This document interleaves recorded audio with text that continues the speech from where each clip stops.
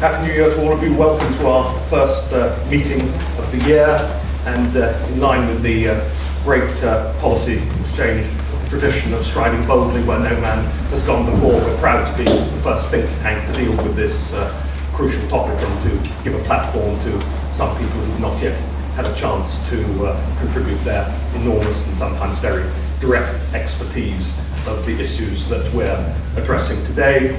The four panelists will speak first, and then of course we'll open the floor to questions, and I'm sure that there will be many of them. It's my great privilege for the first time to welcome onto a policy exchange platform Henry Robinson, former Republican activist who's organised his own share of peaceful protests, observed his own share of not so peaceful protests, done his time, and after doing his time in prison in Northern Ireland, emerged as one of the most important human rights campaigners of the latter part of the Troubles in the province, notably as the key figure in Families Against Intimidation and Terror, which did so much to stop punishment beatings on young people and other victims of Republican aggression. Henry, it's a great privilege to welcome you here today. I know you'll contribute much. I know we've had some chats beforehand, and I know that the audience will appreciate what you have to say. Thank you.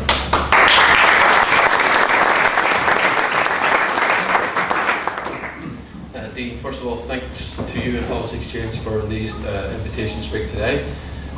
One of the reasons why I wanted to speak today was because obviously I come from a background as a teenager. I made some very fundamentally bad mistakes and choices by joining the extremist organisation in Northern Ireland, and as Dean alluded to, went on to form in some way to recompense a human rights group that focused on loyalist and Republican terrorist groups who were intimidating, murdering ordinary working class Catholics and Protestants.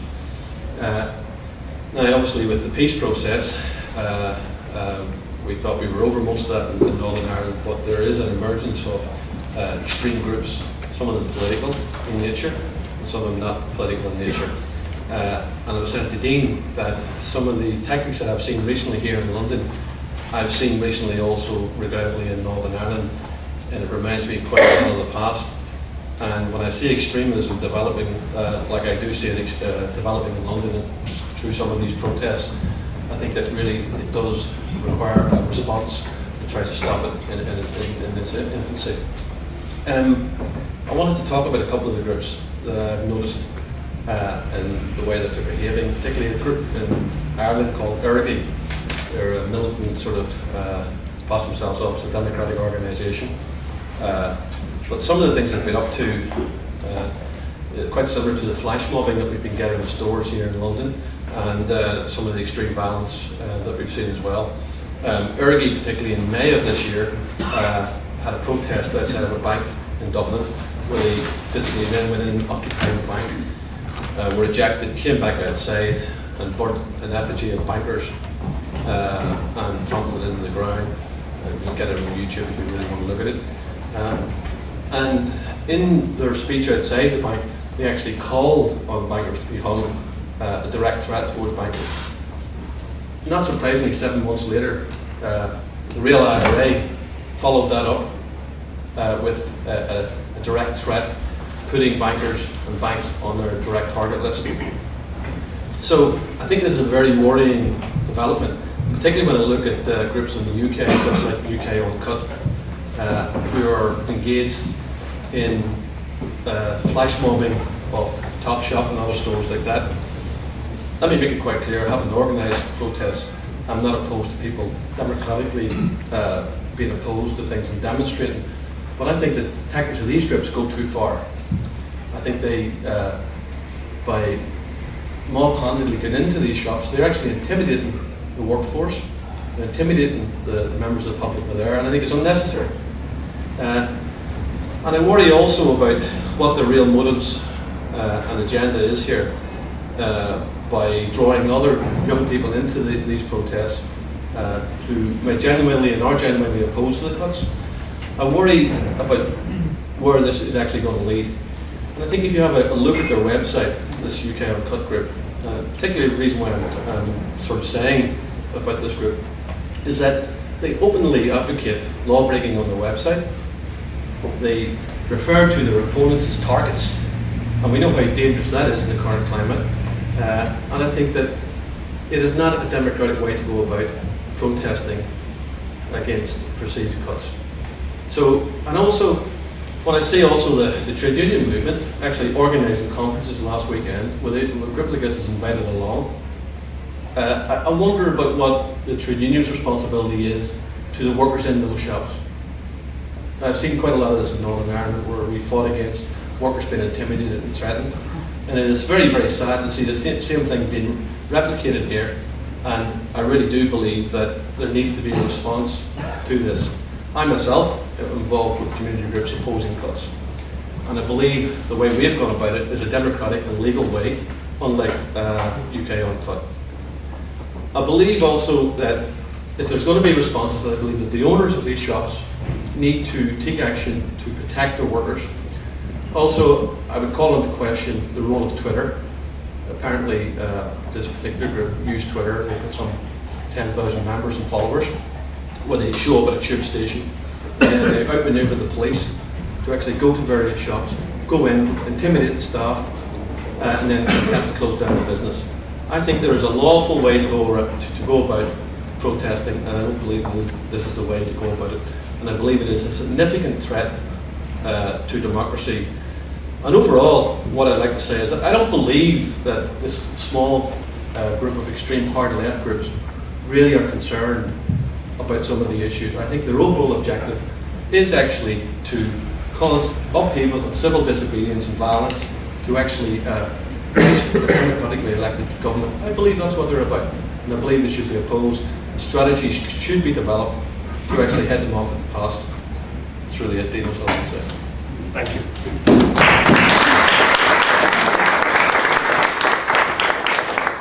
My great pleasure and privilege now to call upon Paul Mercer, one of the pre-eminent authorities on extremism of all kinds in the United Kingdom, author of the Longman's Directory of Political Organisations, author of a fascinating work on CMD, which he infiltrated many years ago, Peace of the Dead, now advises many leading companies on the issues around protests. Paul's rare public appearance by you. It's a great privilege, pleasure to have you here. We hope you can invest in many.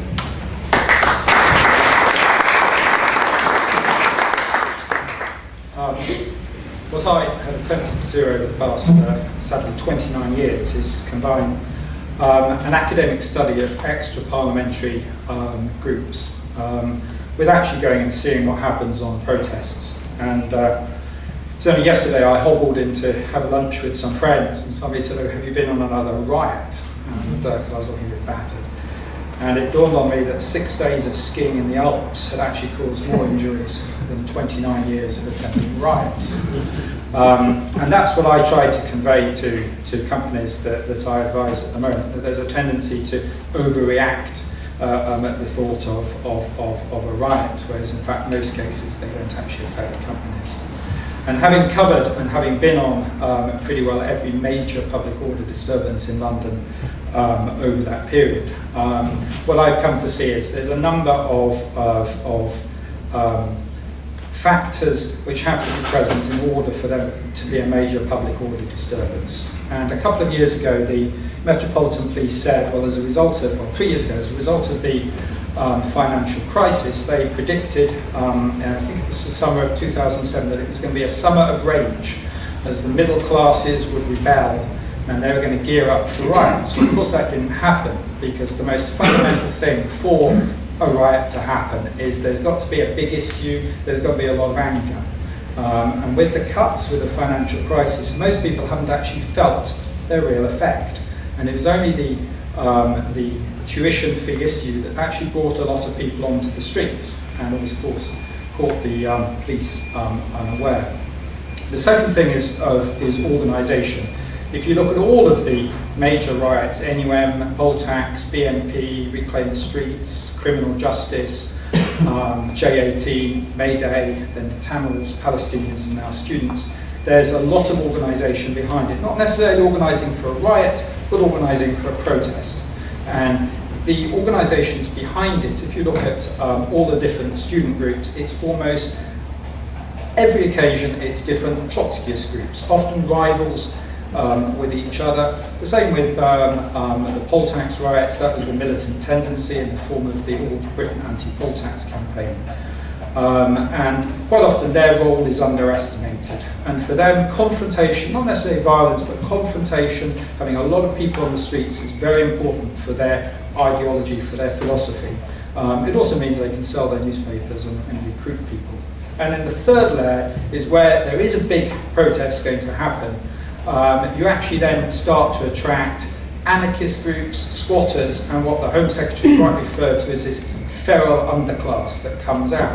Now, I was at sort of ground zero for the poll tax riot. We were actually kicked off, and that was supposedly a riot about the poll tax. But the people who attacked the police at the very beginning were not, in fact, political. They were Millwall fans who realised there was going to be a clash with the police, were irritated with the police, and went there, as one of them said to us, "We're here to give the police a good kicking." Likewise with the criminal justice bill protests, which happened during the middle of election campaigns, and a lot of people didn't really realise how big they were. A lot of the real hardcore troublemakers were hunt saboteurs who'd come down because they didn't like the police, and it was a chance to actually get back. So you actually get this underclass appearing. And the final, most important factor is how the police react to it.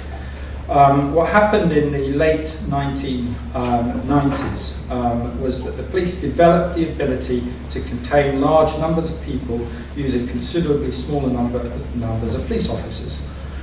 It took them, it was quite a long period of learning, but eventually by using what's called kettling, which police call containment, one single line of police officers could hold back an infinitely large number of people. And the reason that the way they did that was they were fully kitted, and they hit people, and they pushed them back, and that contained them. And what the protesters are now beginning to realise is because police officers tend not to be as big as they were 10 years ago, and more critically because of what happened with that police sergeant 2 years ago, Desmond Smelly, who was Delroy Smelly, who was prosecuted for supposedly hitting a protester beyond their rules, the police's rules. There seems to be a reluctance of police officers to actually use the force required to hold people back. And police officers I've spoken to have said that the prosecution of him has actually, or the attempted conviction of Sergeant Spelly has terrified them, because the thing they fear most are not rioters, it's not terrorists, it's the professional standards department, who will say, as a result of now everybody has their camera phones, everybody's filming them, and anything they do gets filmed from several different angles, and they know that they will be prosecuted if they do something wrong. So you actually see there's a reluctance of police officers on the front line to actually hit people as hard as is necessary to keep them back. And looking at the aerial shots of the recent student-led protests, you actually saw it took 2 or 3 lines of police to hold people back, whereas 10 years ago it would take one single line. So I think there is a big problem. The student protest didn't attract many, relative to the types of numbers that would turn out 10 years ago, didn't attract that many people. So I think that could be a big problem where you get large-scale anti-cuts protests happening later this year, where you had 20, 30,000 people in London and the police were having problems. What are they going to do when there's going to be 100,000 people? Anyway, that's essentially my understanding of it, that in order to have a riot, you've got to have an issue to make people angry, you've had an organisation, and you've got to have, if it gets out of control, and then willingness or inability of the police at both on the ground and at the senior level to actually use the sorts of tactics and strategy to contain that protest. Thank you.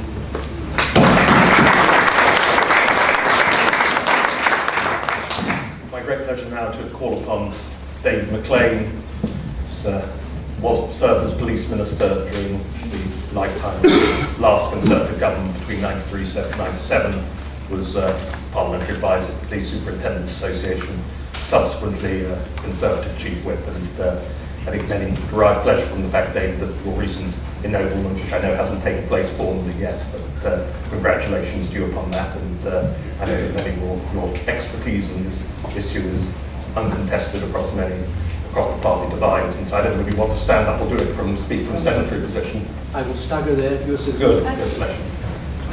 You want to just get these? Yeah.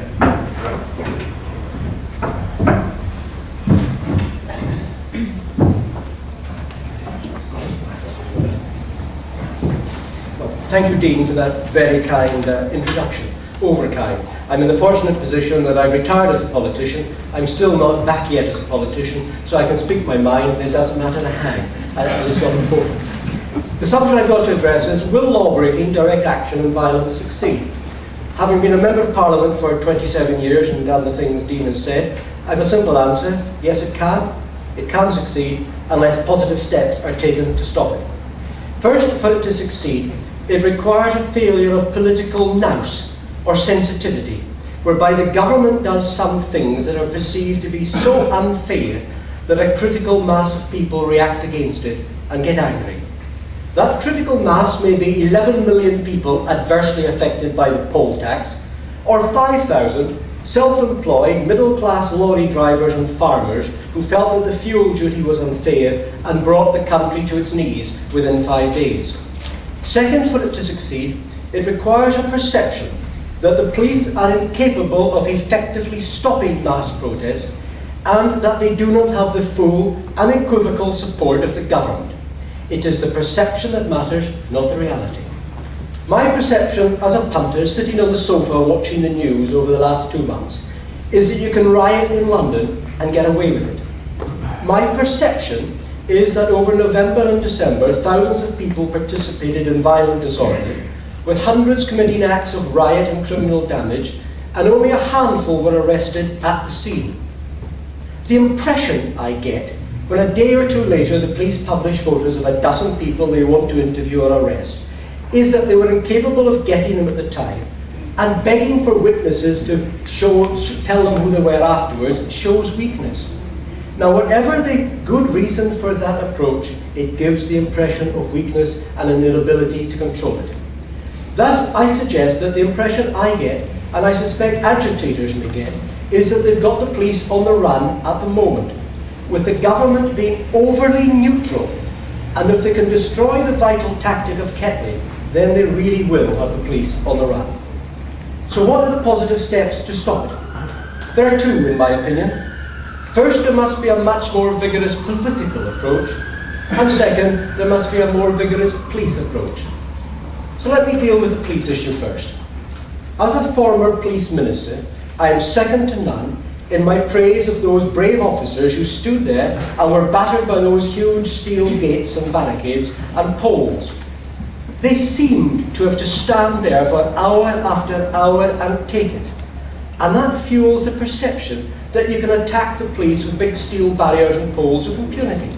And then when you get bored with bashing the police with that, you spend 20 minutes on the ledge of the Treasury smashing the windows, and still nobody stops you. Therefore, there is a need for a more vigorous approach to show to every potential demonstrator or agitator in London that you cannot get away with it at the time. The more vigorous approach, in my opinion, for the police should encompass the following.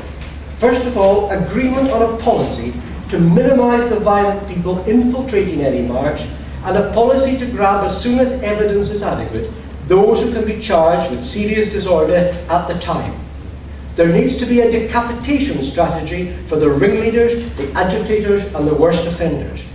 The aim must be to allow peaceful demonstrations, which we're all happy to see. But taking out and dealing hard legally with those who are bent on violence is not only just and morally right, but it shows that the bad guys cannot win. Now, this policy needs to be publicly backed by the government at the highest levels. And let's be very clear, so that some senior police officers understand it. This is not political interference in police operations, but it is perfectly legitimate for the state to remind the police to enforce all the laws we currently have.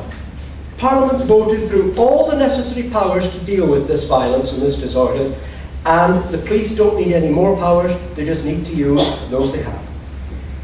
Second point is that the police must use the intelligence they have on all the anarchist groups and the ringleaders who will encourage violence and then melt away. The police have had the pleasure of reading their websites for longer than I have, thank God, and they know who they are.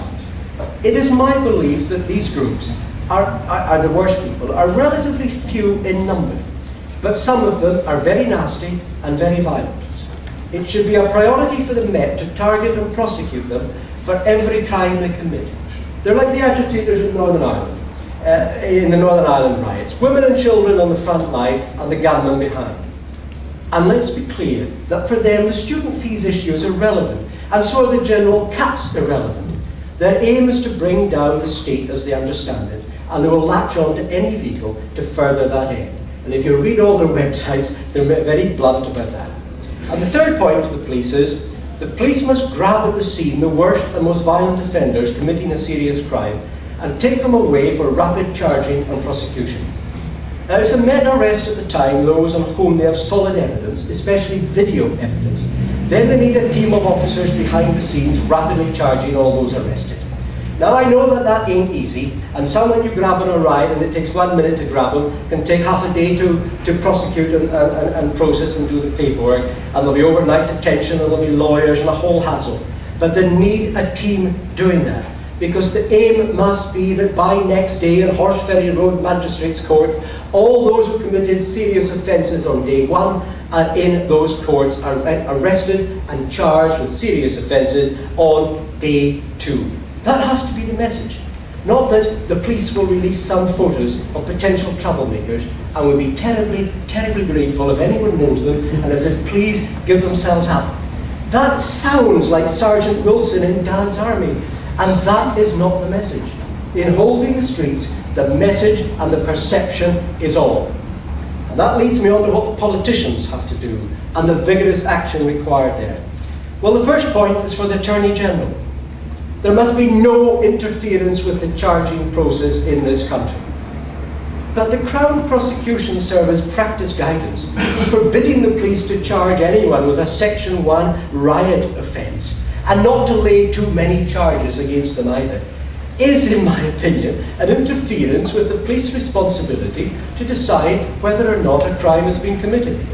The Attorney General should make clear to the DPP that as far as public order offences are concerned, their code of practice will be withdrawn and the police will decide when to prosecute and how many charges to lay, depending on the evidence and on the action of the perpetrators. You know, Parliament expects the police to enforce the laws. We voted them through. We didn't vote through a practice guidance what we've never seen before. So it's not interference with the police's operational duties to remind them, just enforce all the laws if you think there are breaches. There's one other point for the politicians. However, it's a very big point and it's crucial. The government or the politicians have to kettle the political debate as efficiently as the Met kettles rioters. You know, one of my new favourite websites, Black Flag, has a wonderful lament from a class warrior that he was the only one in Whitehall selling Black Flag along with some revisionist competitors selling Freedom magazine. But that the ungrateful students were not interested in the class struggle, but were selfishly concerned about university fees.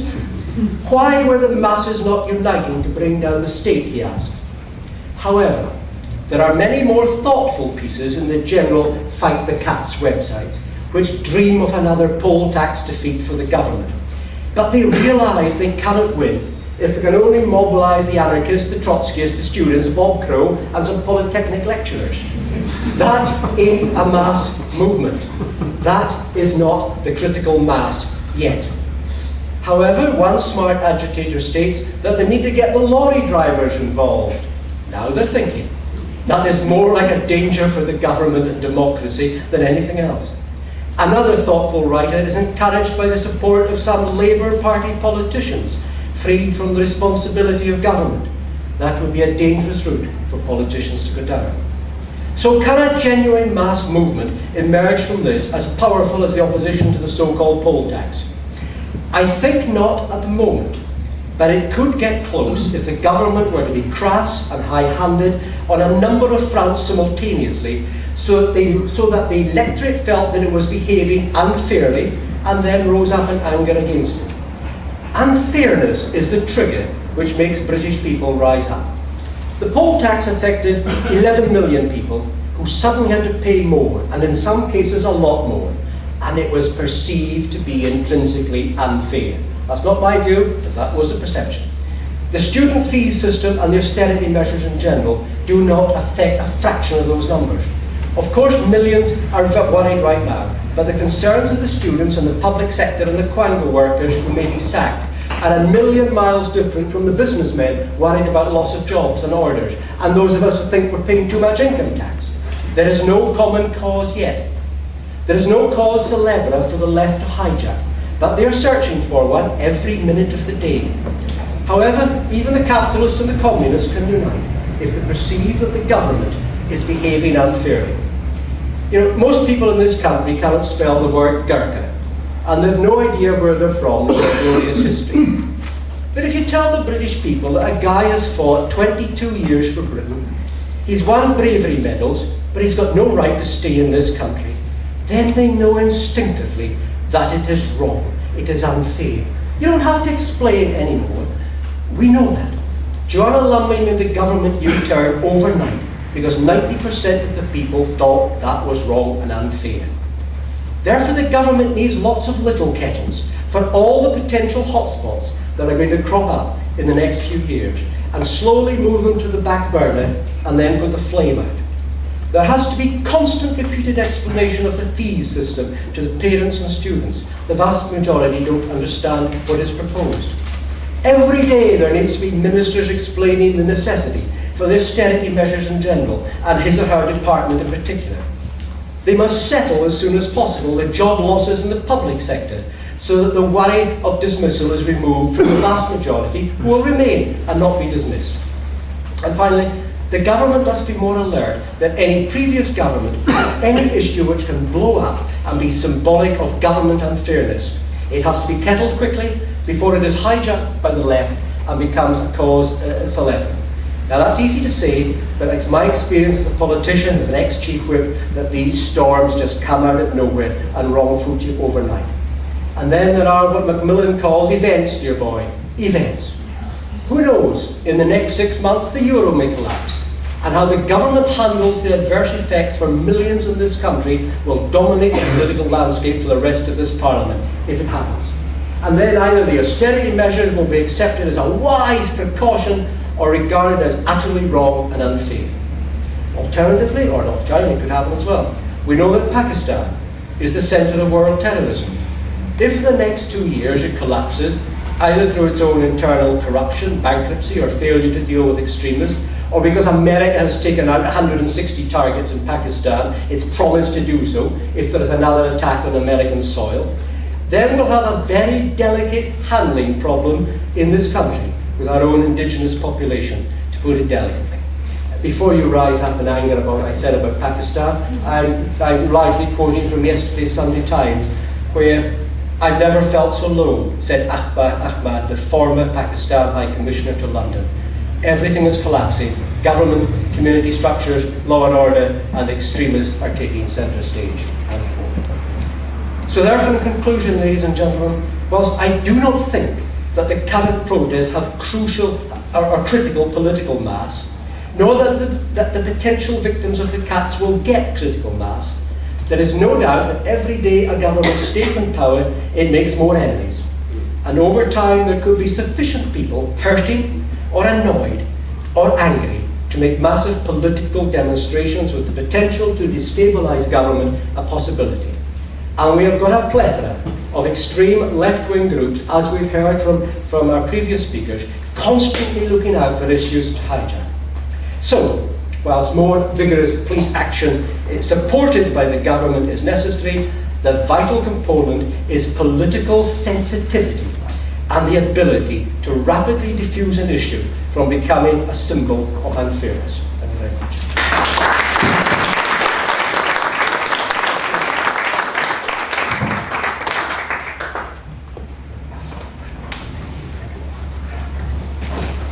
Thank you very much. It's my great pleasure now to call upon our concluding speaker, Peter Clarke, very well known to many of you here, with his wonderful Crampon lecture here a few years ago. Obviously one of Britain's most pre-eminent policemen of the last 30 years, head of the Counter Terrorism Command, former head of the Royalty and Diplomatic Protection Squad, and also Borough Commander in Brixton during the last big public disturbances there. So I can think of nobody better to, sort of, with greater expertise to take us through the operational consequences of the events of the last few months than Peter. Peter, thank you for that. Good afternoon, ladies and gentlemen. Despite Dean's over-generous introduction, I would like to make the point that I'm in no way a public order tactician. So, whilst we've heard about Sergeant Wilson, from my experience of public order, I could say perhaps I'm more than Corporal Jones. I do know that they don't like it either. I've learned that certainly during the miners' strike and various other incidents since then. But I think what I'd like to reflect on, if I may, is a couple of issues about the role of the police in all of this. And perhaps to point out as well that although I entirely agree with Lord Maclean's point about the need for robustness, it's not actually as simple as a matter of will for a number of reasons. And the two aspects I'd like to focus on in the role of the police. One is about the role in defending the democratic process, and the other is the impact of the Human Rights Act and the implementation or the use of the European Convention of Human Rights to determine whether or not police action is appropriate in public order. Now, I think by common consent, 2011 is going to be a tough one for the constabulary. The current Met Commissioner says his force is facing the most challenging time in its history, and the defining features of the year we all suspect are going to be protests, demonstrations, and most probably riots. Now, this is nothing new for the police. They've seen it all before, but much has changed since the events we've heard referred to today, the miners' strike in the 80s, the fuel protest, the Poltend riots, whatever, because there has been an assertion of individual rights, often relying on the Human Rights Act, that's become a key weapon in any street campaigner's armory. And if there are to be battlegrounds, you can be as sure as you can be that they will be in the courtroom as much as on the streets. Now, a couple of pillars that underpin British policing have been the concepts of operational independence and political impartiality. But this doesn't mean, as some people have sometimes suggested, that they don't have obligations to the state, or that the government will not have legitimate expectations of them in times of crisis. And those of us certainly who were involved in the miners' strike, policing the miners' strike or the fuel protest will remember that very well. There were legitimate expectations of government on the police service.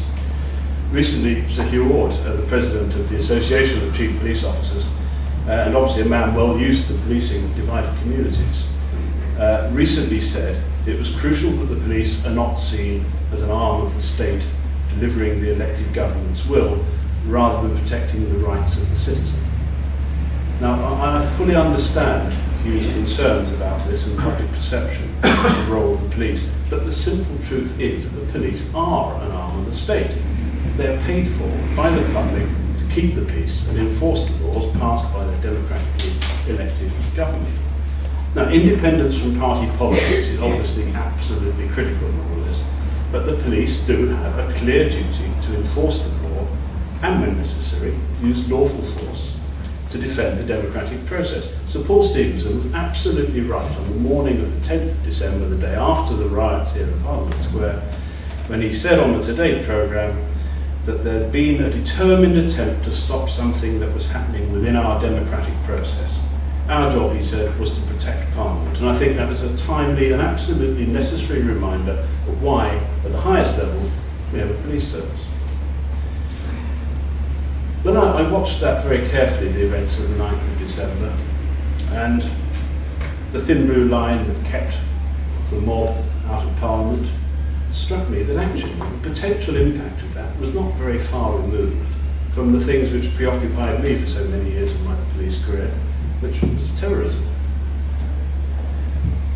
It made me reflect back as well to the morning in October 1984, when I was leading a contingent of Metropolitan Police officers in Derbyshire during the miners' strike, when we heard the news that the Grand Hotel in Brighton had been blown up.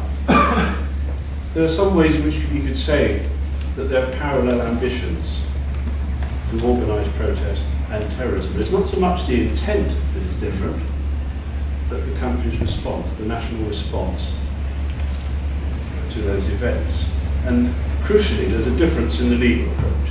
Counter-terrorism laws have grown up and then through their implementation and their usage are tested against the European Convention of Human Rights. And the actions of the government or the police are judged in that light. But in public order, something different is happening. Yes, we have the Public Order Act, the main one back in 1986. Since then, that's been amended by no less than 29 different pieces of legislation and suffered some 90 amendments. But the most important thing is not the way in which it's been amended over years, but the fact that the starting point for the police is no longer domestic law. The Human Rights Act and the European Convention of Human Rights, it has to be the starting point the police are told in their planning of public order. And there are no less than 7 articles of the European Convention that are engaged, to use the lawyerly word, in the planning of public order. And for those of you who are great aficionados of the European Convention of Human Rights, those are articles 2, 3, 5, 8, 9, 10 and 11. And the fact is that every aspect of public order policing is being subjected to post-facto scrutiny by the courts. When can the police take photographs? That's been subjected to that sort of scrutiny. And the courts have suggested when they can take photographs, how long they can retain them for. I'm not quite sure how you get a clear picture of the new age of protest if you can't actually take and retain photographs of people who are attending them. But nevertheless, when the court handed down its judgment, the police welcomed the ruling. Now, call me a cynical old ex-cop, but I've been at the end of some of these judgments in the past, and of course I've always publicly welcomed them, which is another way of saying to the courts, thank you very much. The danger of this is, the serious point is that it has the potential to remove flexibility and adaptation in the planning and conduct of operational activity. Tactics, containment, we've heard a lot about kettling. That too is being considered by the courts. The House of Lords, no less, have said, yes, you can contain people if it's done in good faith, if it's proportionate, and for no longer than necessary. That's fine, that's very good sitting in the Supreme Court to be able to make those judgments. What is proportionate? Proportionate to what? Proportionate to the intelligence that you may or may not have that tells you what may or may not happen, to what actually happens on the day, to what common sense tells you think may happen. Again, it's post-facto scrutiny of operational judgments, which must be constraining on operational planning. On the subject of kettling, by the way, I know it's so controversial. For another time, perhaps, would be a worthwhile piece of activity to look and see what happens overseas, where containment isn't used, where distancing is used, and what happens there, the level of consequent violence, damage and destruction when the mob runs uncontrolled through cities. Look at Seattle, Rotterdam, Rome, Genoa, and there may be some instructive thoughts there.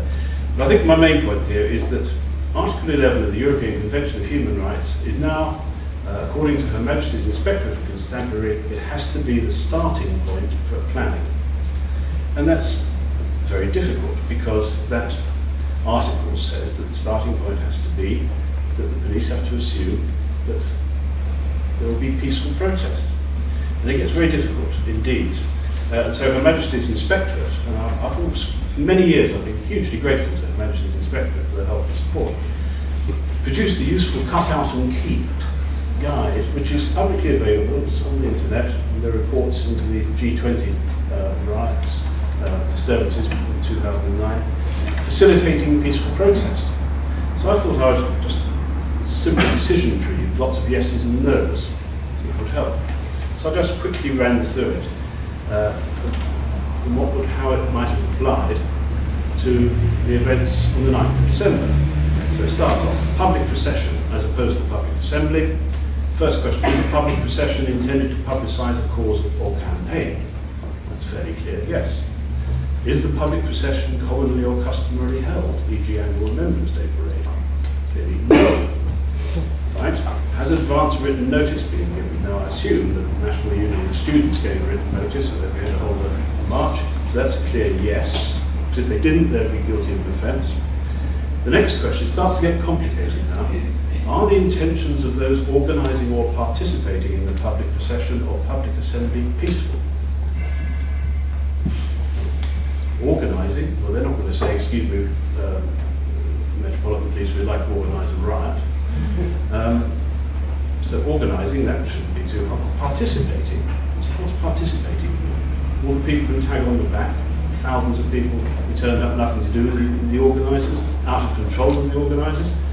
So that begins to get complicated until the guidance to the police, the next bit down on the tree, says a procession or assembly should be considered peaceful if its organisers or representatives have peaceful intentions.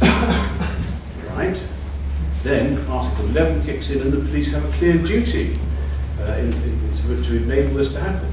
But what about if those who you suspect are going to turn up aren't going to be peaceful? Question, do you have compelling and demonstrable information or intelligence that those organising or participating in the protest will use, advocate or incite violence? Compelling and demonstrable. What does that mean? Anyone know? I don't.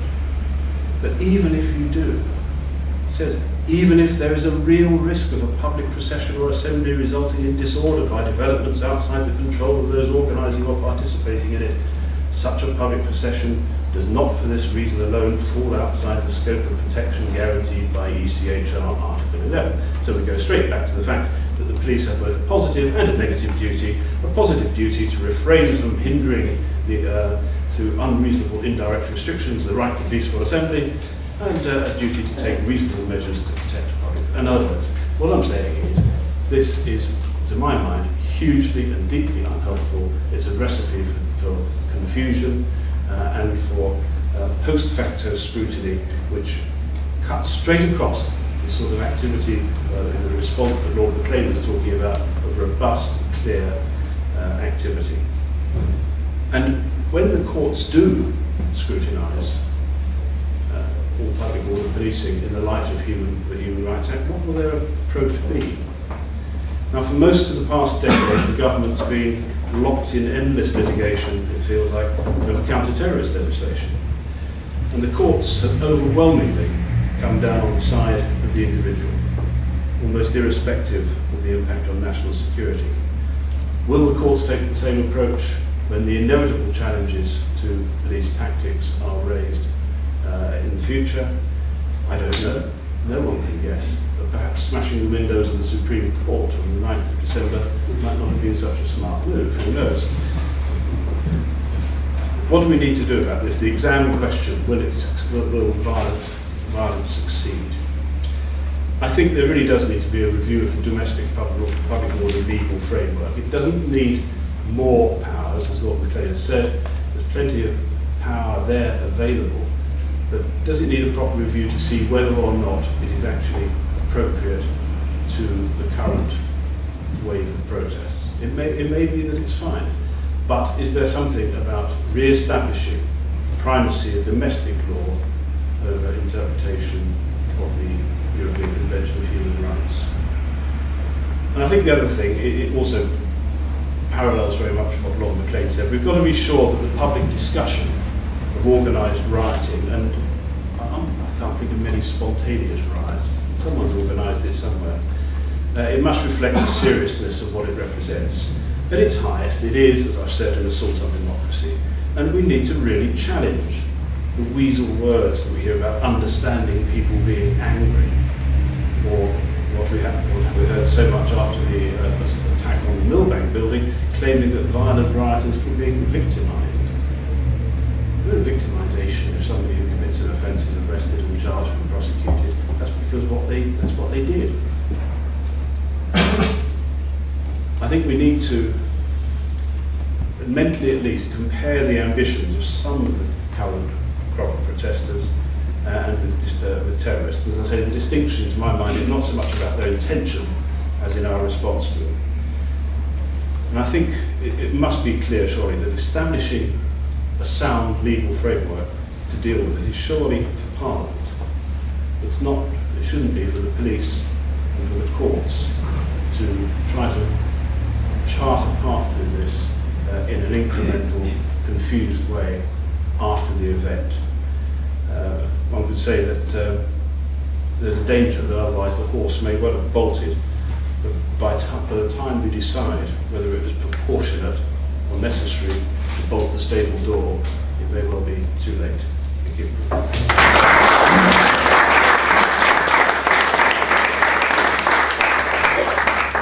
Thank you, Peter, for that superb presentation.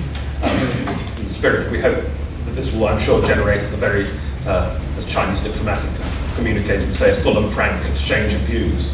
So I hope we're going to be no question too outrageous, just the usual house rule, you have to declare who you are, name and organisation. Do I see first question? I can't believe there's nobody here. Name and organisation. My name is Rory Robertson, I'm a solicitor. I'm very interested in what Lord Maclean was saying about day one, the riots, day two, horse magistrate school. One of the problems, I think, is that, as I think you yourself said, there's a lot of cameras there, people are taking photographs, police officers are taking photographs, rioters are taking film and so on and so forth. And the difficulty, I think, that a lot of the police officers who are getting quite used to this public order stuff, is that they know that there's going to be a lot of undisclosed material there, and they need to look at this material. And this is a real problem, I think, in the police force, because the junior officers are fighting some of the more senior officers who want to make their names in dealing with this new phenomenon. And the junior officers, as I understand it, are saying, well, look, we don't want to do anything just yet. We're going to wait a couple of weeks. We're going to go and have a look around at all this film. And then when we've got it, we can see that we can make a prosecution that can stick. And that seems to me to be a real difficulty. I mean, I'm very sympathetic to the way you put it, but it does seem to me to create a particular problem. Do you mind if I remain seated? I appreciate your point, and I do accept that, as I tried to say, that it takes 5 minutes maybe to arrest someone, throwing a steel bar at the police officers, 5 minutes to arrest someone, throwing a gate at the police officers, and then it may take 10 people in the Met and their lawyers 5 or 6 hours to combine the evidence to make that charge stick. But the answer there, I think, are the videos we've seen. I can sit on my sofa and see people committing serious crimes. And I saw the police officers in the front line react to it. They were getting battered by steel gates. And then the Met did a wonderful thing. Once the steel gate fell, or the barricade fell on the ground, the Met front rank charged forward about 3 yards, a snatch squad behind grabbed the gate, pulled it out of the way, problem solved. But why didn't that snatch squad then just go through the front rank shields and grab the 2 guys who battered them with the gate? The evidence could have been clear. The Met were no doubt watching it on monitors at Gold Command or Silver Command. There's lots of video footage of that. So there was sufficient evidence, in my opinion, for quite a large number to be charged that day and for the charges to stick. But I do accept there are a large number of others, maybe the guys, and I must be careful here in case it's sub judice, maybe the guys on the Treasury ledge whose backs we saw, and I didn't see their faces, and I couldn't say that's him, arrest him. That may require a few days for the Met to go comb through all the other films they had, all the other tapes, and then find those guys and make the charges stick. But I come back to the point, if they don't have snatch squads and enough processing, legal processing power behind the scenes to get these people into Horseferry Road Magistrates Court next day or 2 days later, then the perception is that hardly anybody was arrested at the scene, hundreds were committing acts of violence, and the Met are begging people to come forward. That gives an impression that you can cause trouble in London and get away with it for a while. And if you're lucky, you won't get caught at all. Gentleman there. Name and organisation, please. Alistair Aberdare. I'm a small businessman and a hereditary member of the House of Lords.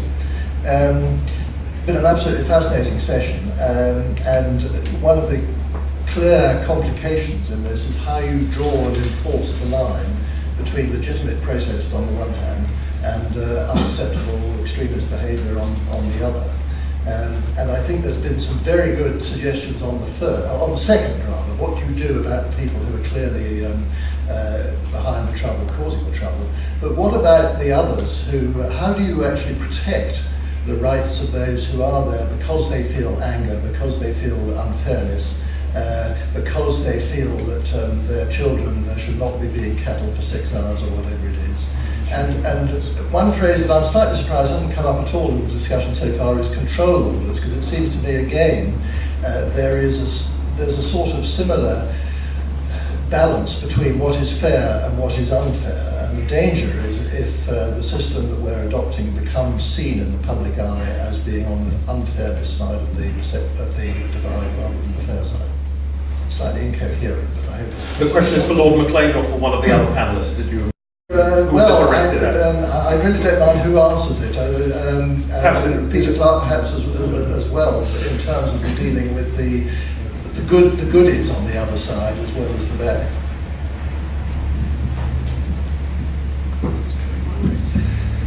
Yes, thank you. Could I first of all respond to the point made by Mr. Robertson about police officers wanting to make their name by getting involved in public order? Over my fairly lengthy career, can I honestly say I can't remember anybody who was interested in making their name or getting promoted or making a career out of being involved in public order, serious crime or terrorism, because that way lies risk.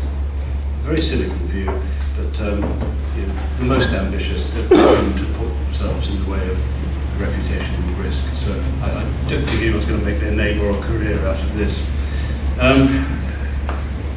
It is a really difficult problem with this. How do you protect the rights of peaceful protesters? And I think, as I probably very inarticulately tried to say during my presentation, that I think we've gone too far through the presumption that the Human Rights Act, now in the European Convention of Human Rights, imposes upon the planning of these events.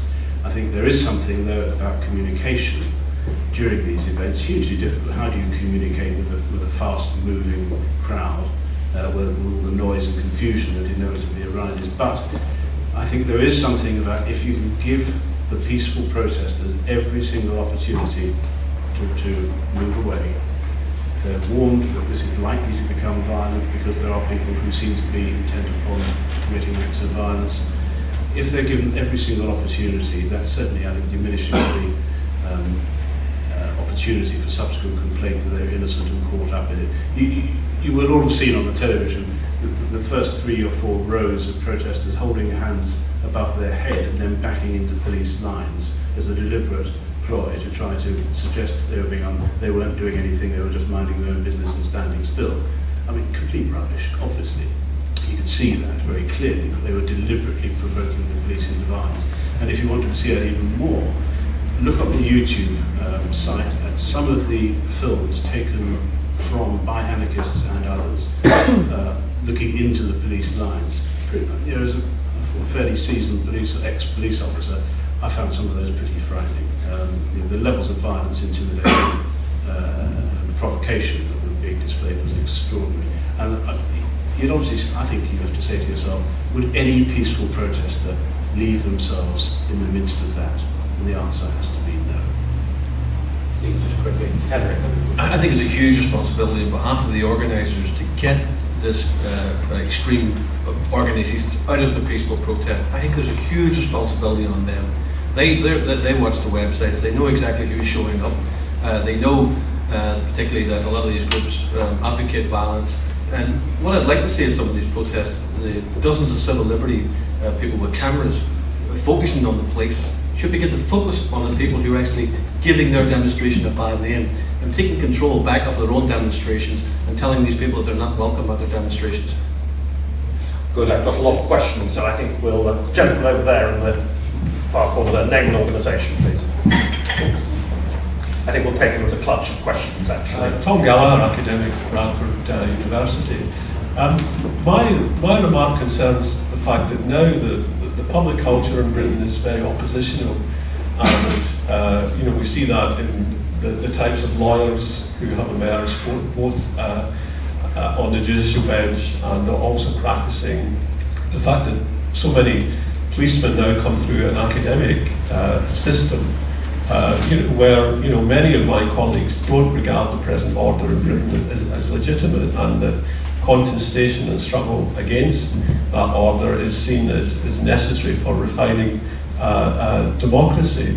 So, I mean, because the whole profession of politics now, unfortunately, has fallen into some disrepute, there are very few people that the media can draw upon who can emerge naturally and, you know, remind the public, who are still committed to the rule of law, you know, of the primacy of peaceful resolution of conflict. I mean, the whole political atmosphere in Britain has changed decisively, and you know, I think it is going to be very difficult for those who want to hold back the agitators to be able to seize the public ground effectively because of, you know, how institutions have changed. Thank you. Gentleman there as well to take 2 questions, 2 along to you. Name and organisation. David Page, private individual. My point is, we are actually exceptionally lucky recently that Parliament continues to be the focus point of demonstrations. And if that ends, which could happen if the Met decide that Parliament is not to be the focus, then we'd have a lot more difficulty. And the other one is, what about the extreme right, and in particular the EDL, BNP, and the hangers-on? They are just as vocal and opposed to what is going on as are the extreme left, and probably have more resonance outside London than you imagine, amongst those who see themselves as very much the focus of the cuts, which is the white working class. And the other point, the earlier question I made, is the difficulty of getting those who wish to be violent out of the non-violent part of the protest. It's actually very difficult when you're kettling the entire process. And you have to look at YouTube, where there were scenes of people who said they did want to leave, who were pushed back into the crowd for a long time. And the other thing, and I only looked at a little of the footage, is the rather bizarre, and I think it was bizarre, the use of the mounted branch into Parliament Square, which even the BBC correspondent at the Times thought was a bit strange. But if you then look at YouTube and see how they were pushed out of Parliament Square, that was more worrying to me than actually their charge, is the mob were able to push them back. And the police, in my experience, have lost the nerve to do what is necessary because they're so used to post-event investigation and not doing it at the time. And if somebody gave a clear lead at the time, then police officers at the lowest rank would do what was required. You may not like what you see because it will be violent, but it will be something which is completely different to kettling, which is dispersal. And dispersal leads to problems, as a certain man in a Rolls Royce discovered. Paul, do you want to answer any of those? I think from my experience of seeing it, the Met introduced containment tactics after the J18 riot in 1998. And then shortly after that, there were the May Day protests. And they were organised essentially by the same people who were activists from Reclaim the Streets, who in turn had been involved in the anti-road protests. And as I said earlier, it took the Met quite a long time to work out that the only way of containing those situations was to deploy very large numbers of police officers to seal in the people who were intent on rioting. And after the first anti-globalisation protests, the Socialist Workers' Party belatedly discovered that this was quite a good issue, and they set up an organisation called Globalised Resistance. And 500 of them, I was there as they marched up Regent Street, and to the top of Regent Street, and walked straight into the Met's first attempt at containment. And they were there 7 hours later, and that was the last time they ever tried to do that sort of mass protest with the anti-globalisation activists. And at the time, in about 10 years ago, 9 years ago, activists finally said, well, there's no way we can attempt large-scale protests in London, because the Met have really got their act together. We can't have the sort of running battles that we had in 1998. We can't do the Reclaim the Streets tactics of on one occasion, very successfully all hopping on tube trains and then blocking a motorway in West London. And then the police thought, well, they're not actually doing anything too seriously. Too serious here, they're well out of central London, we'll just leave them to party. little realising that they're actually drilling 2 holes in the motorway and planted trees. So when they left at 6 o'clock, there were 2 trees planted in the motorway, and the Daily Mail on Monday couldn't resist the temptation of the caption of protesters plant trees, people are looking into it. These policemen looking down the holes that they drilled.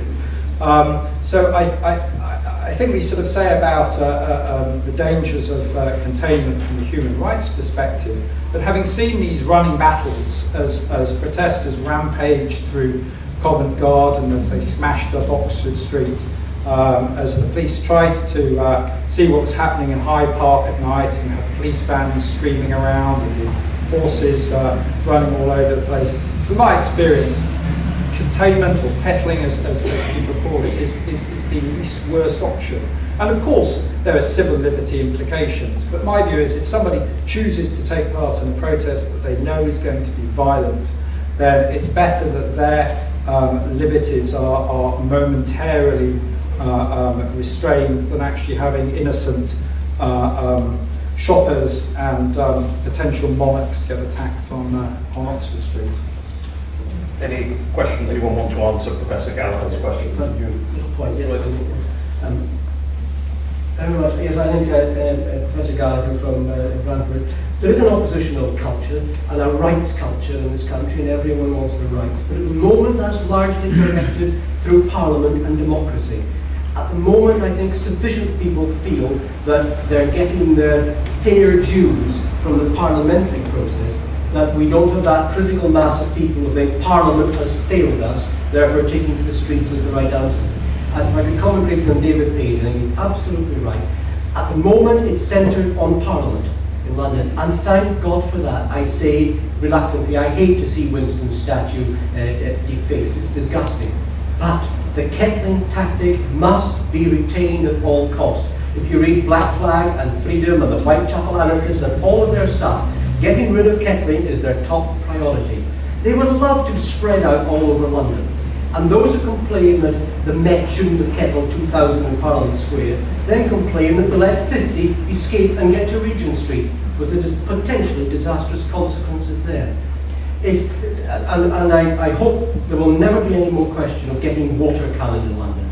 It's a nonsensical suggestion. Not that I think we're British and we shouldn't have these things, but what if you've got one thing to protect and you don't care where else the rioters go, then yes, you could use water cannons, yes, you could charge them with horses and get them away from that one thing. But we don't want 2,000 rioters spread or sprayed all over London to commit acts of violence at any one of 50 or 100 targets. So yes, they must be retained in that kettle as humanely as the police possibly can, and let them out slowly in dribs and drabs to wander off. And finally, you're right about the BNP. It will be different issues. They are a danger, but I think their danger is to make a few 100,000, 500,000 people angry about one sort of issue. It will be a different anger from those in the hard left have managed to provoke, but it just still adds to the number of miscellaneous groups of people who feel angry at government unfairness, and then slowly over time it can stack up to that critical mass.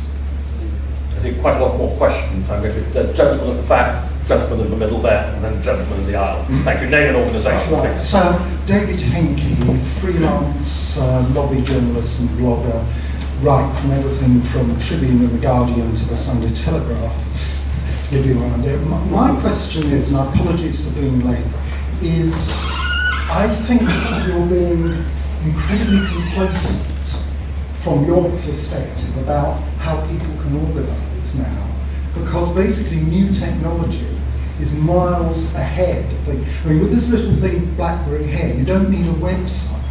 All you need is a Twitter network or a Facebook network. And if I wanted to, say, organise a demonstration outside the nearest, Rue Brothers restaurant, all you do is send a text to your network, and so the people who are organising the demos don't know. The second thing is, I don't really think people realise, this is as an investigative journalist, I obviously dig in and look into people. By combining 5 publicly available websites, and including everything from 192.com to Compass's House, it is possible to find a private address of almost any citizen in the UK. I don't think people realise this. And if people start organising flash mob demonstrations, there could be quite a problem. And I'd quite like to know, and I'm also the author of a historic book on the history of the miners' strike, where actually the left were completely outflanked by the government and everything else. But this time you've got an entirely different situation. There were no mobile phones, and all we were talking about was better security at the mines, proper lighting. So I'd love to know, sorry to be a bit long, how you see new technology is jumping miles ahead of you, actually, as far as the police are concerned. Thank you for that very welcome contribution. I'll take them because, as I said, there are a lot of people who want to ask questions, so we'll take them as a clutch of 3 this time. The gentleman in the blue shirt there, and then there's the gentleman in the aisle. Name and organisation, please. Thomas Brooks, Centre Forum. I've been on many peaceful marches on the similar route to the 9th December one, which received far larger numbers of people marching, but received zero national media coverage. And in regards to the UK Uncut, they clearly seek to encourage violence from private security, and they target flagship stores like Oxford Street, and the flash mob is also very media friendly. And with the 9th December, the media focused largely on a fire and windows being broken. I wonder whether the panel accepted that there is incentive for people with grievances to break the law because the media focuses so much on these images and stories, and if so, is there anything that the government or the police can do about that? The gentleman in front of you also wanted to ask a question, and then I think we'll have the panel respond. Name and organisation, please. My name's Graham Tucker. I'm a control room manager at the Bank of England. By coincidence, I spent 30 years in the police, retired some while ago. But I saw the tactics change in dealing with public order. And in fact, the process of kettling, to my mind, was the ideal answer. And as you all know, the G20 demonstrations last year were held right outside my building. Now, I spent 2 days up on the front of the facade of the building watching the police tactic of kettling those demonstrators. And I saw lots of people being arrested. And this was brought up by Lord Maclean. The snatch squad idea was used. The police had spotters on our building, and they directed their officers on the ground, and a great number of arrests were made at the time. I think that point has been lost because shortly afterwards, as we know, there was an unfortunate incident resulting in death. And unfortunately, the media took that as the main event, and the police tactic, which was ideal and very practical, was lost in the media scramble to more or less bring a stop to the story about the good success by the police. Thank you. Thank you. Henry, do you want to come in on the whole issue of changing technology, say between 84 and 85 miners strike now, that David Henke made, and then the other questions? Yeah. I mean, simply what you're dealing with now is mobilisation at their fingertips. And that's why I mentioned earlier about Twitter. Twitter's rules and regulations forbid aggressive use of their technology, and I think that there could well be a case of somebody seriously injured in Topshop, or this gets out of control. I particularly mentioned UK Uncut because they, on their website, talk about law breaking and it being legitimate to break the laws, and they have a whole series of historic comparisons which I don't think bear any relationship to today in democracy. And I think that particularly on UK Uncut, one of the most dangerous things is that, as I said, they refer to people, their opponents, Philip Green, people like that, as targets. I think it's very dangerous language.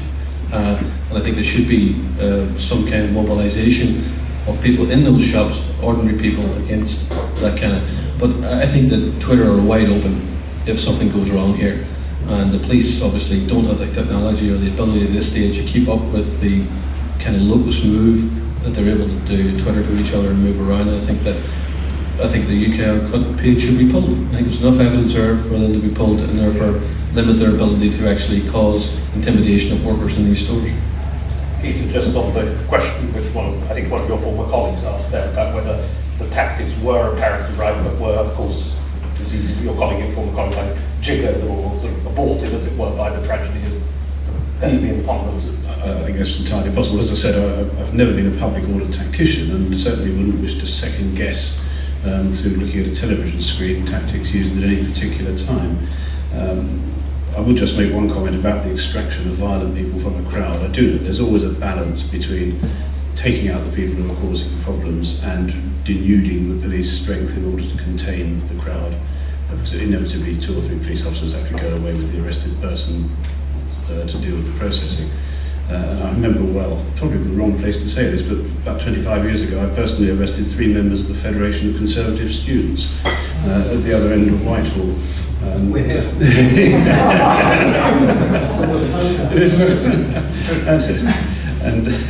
that did cause a problem in terms of the gap in the police ranks that it immediately caused. But nevertheless, I do think Mr. Henke's point is absolutely right about being complacent about the ability of people to use technology. It's not only in public order this is the case, but there is a political judgment to be made here as well, which is about to what extent does Parliament consider it acceptable for the arms of the state, to use that expression, to have the ability to monitor, to intervene, to learn what's happening through the use of new media. That's a very political judgment. I think, what was the other question? Paul Mercer, Unshackled. Unshackled. Was this the bit about liberties being momentarily restrained? There was certainly a comment made that that's better than having wholesale disorder. Well, yes, I'd agree. Is that a balance, though, which the courts, sitting 9 months or a year after the event, would agree with? Will that be the case? I don't know. Nobody knows, and that's the point I was trying to make, that using post facto litigation as a means of developing public order tactics is not, I think, the right way forward. Paul. Just responding to David Henke's question, I'm not absolutely convinced that Twitter is as important as The Guardian would like us to think. At the largest UK Uncut protests, which was on, I think, Saturday the 16th of October, they claimed, and Channel 4 News reported without questioning, that they had actions in 55 different locations around Britain. And I went through those, and I could actually identify, and still have only identified, 15 actions that took place. And those have tended to occur where one would expect there to be actions, such as London, such as Brighton, Sheffield, Cambridge, Oxford, Manchester, Liverpool.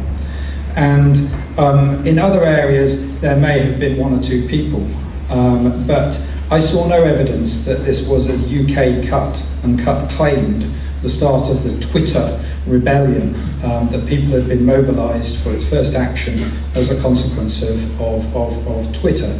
The very first UK Cut is something that evolved from the London climate camp. And their very first action, they told people to meet near Oxford Street, and nobody knew that they were going to go after Vodafone.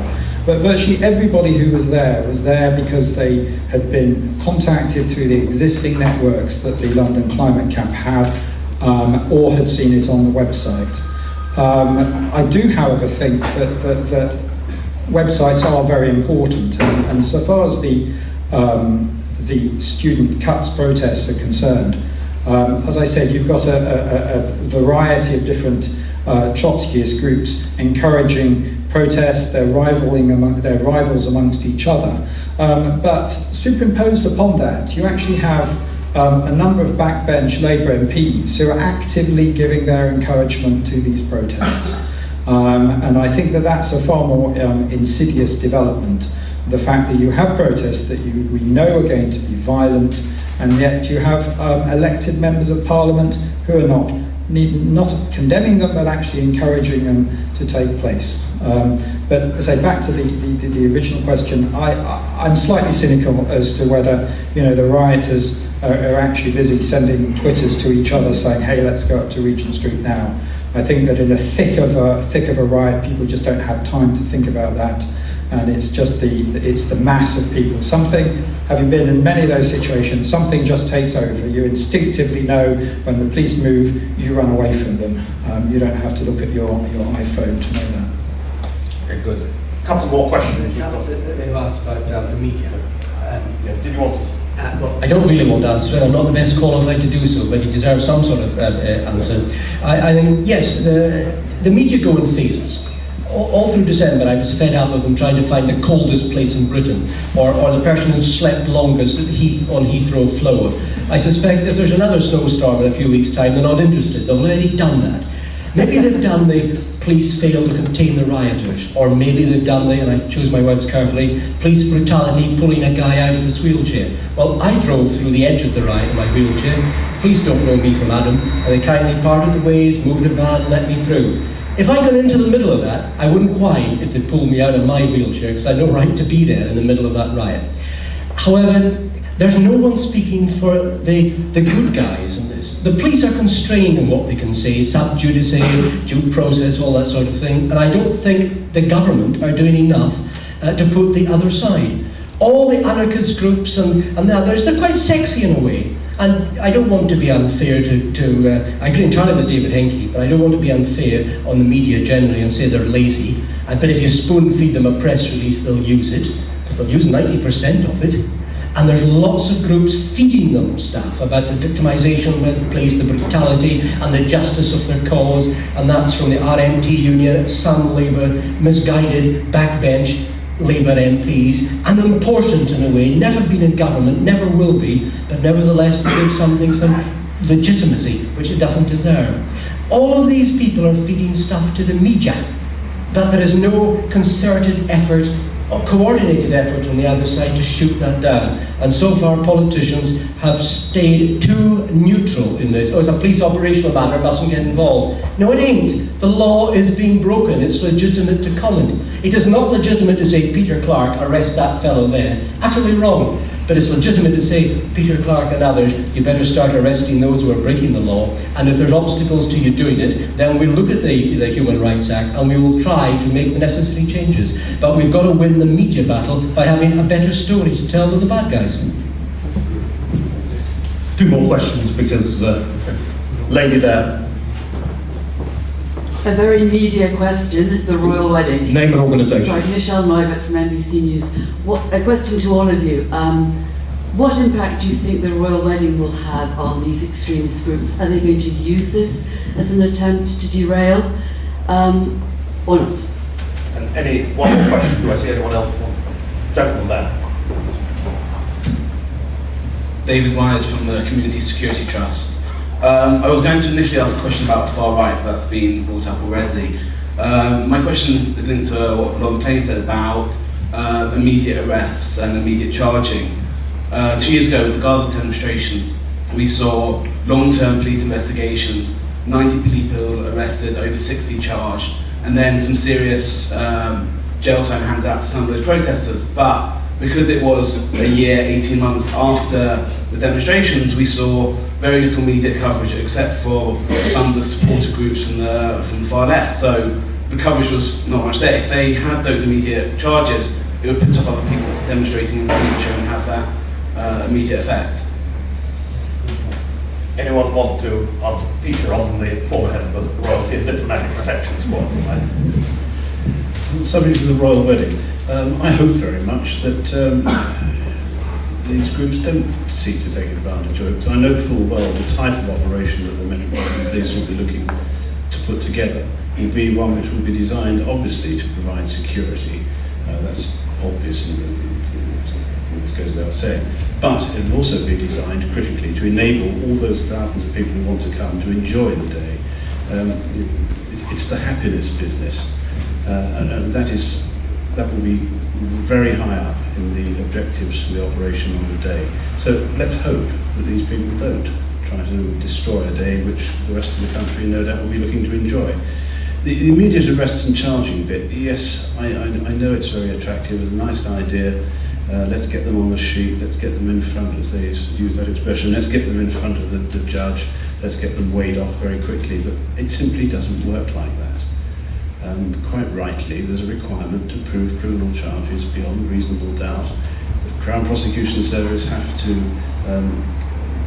fulfil their criteria before charges can be brought. Now, I take on board David Maclean's point about perhaps we can go back to what used to happen, which is the police can prefer charges of their own knowledge and of their own bat at the beginning of the process. But we have laws of disclosure, everything has to be disclosed, the defence have to have time to evaluate all that material, and so on and so forth. It is a fact that particularly when offences are serious in nature, it is a very, very long process. And even if you did charge somebody straight away, the prospect of a Crown Court trial could be anything up to a year away, or in the sort of cases I've been dealing with the last few years with terrorism, some of them have taken 4 years to get to the point of trial. So it is a slow process. There's no swift or easy solution to dealing with serious offences within our criminal justice system. Did any of our other panellists want to come back on any of that?